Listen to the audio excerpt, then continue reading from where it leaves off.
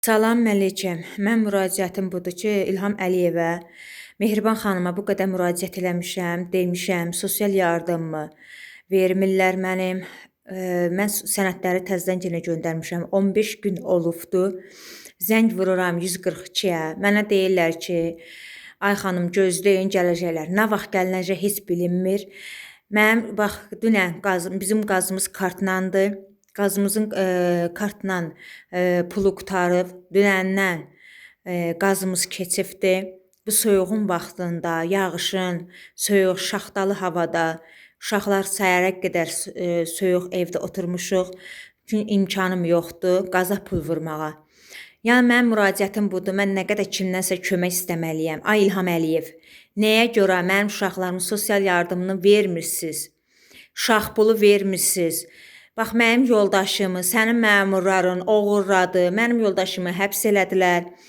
Bax, 2 əsgər böyüdürəm, gələcəyin əsgərləridir. Bax, onların da əyni isti olmalıdır.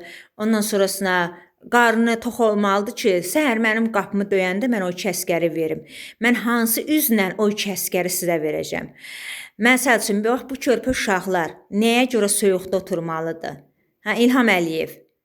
Niyə qulaq ardına vurursunuz? Niyə eşitmirsiniz? Nə Mehriban xanım eşitmir, nə heç kəs eşitmir. Və mən kimə müraciət edeyim? Gətirdiniz kartla qoydunuz sayğacı.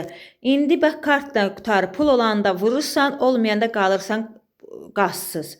Və mən körpə uşaqlarıma bax yaxşı qaz yox, yemək nə bişirim verim.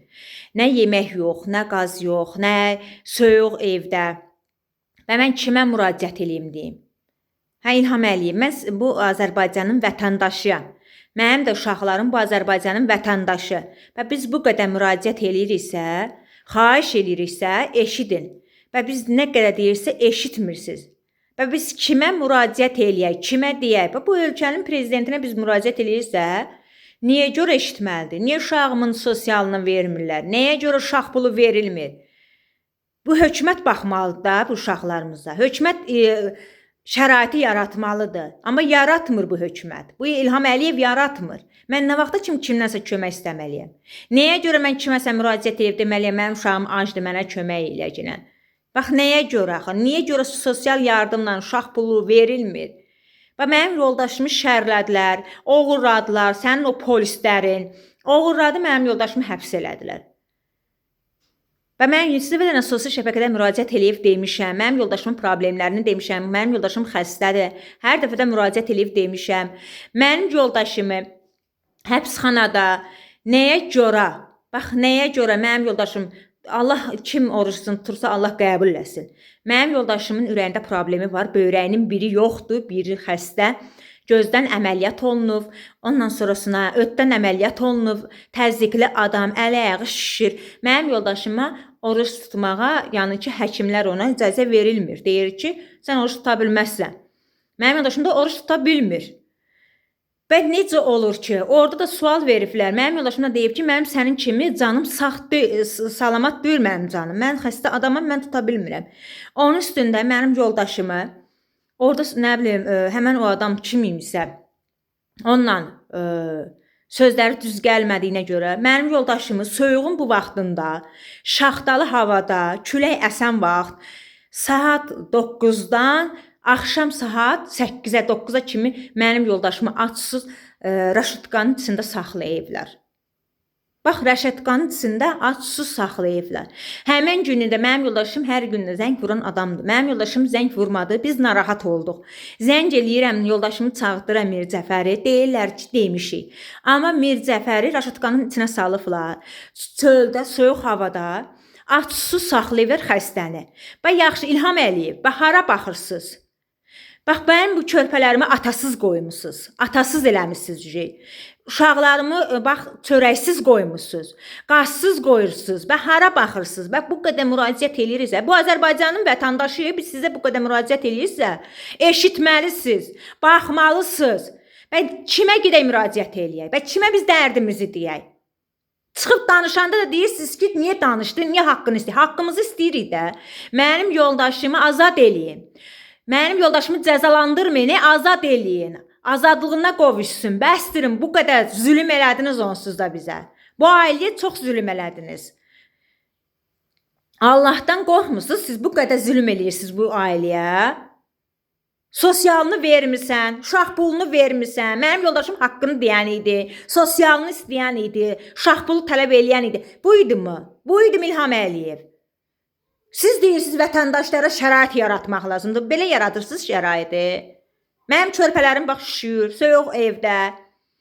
Və mən kimə müraciət eləyim deyim? Kimdən mən kömək istəyim İlham Əliyev? Mən Azərbaycanın prezidentisən. Mehriban xanım Azərbaycanın prezidenti. Mən kömək istəyirəm, sizdən kömək istəyirəm də. Siz eşitməyəndən sonra mən kimdən kömək istəyə bilərəm? Bax mənim uşaqlarım acdır.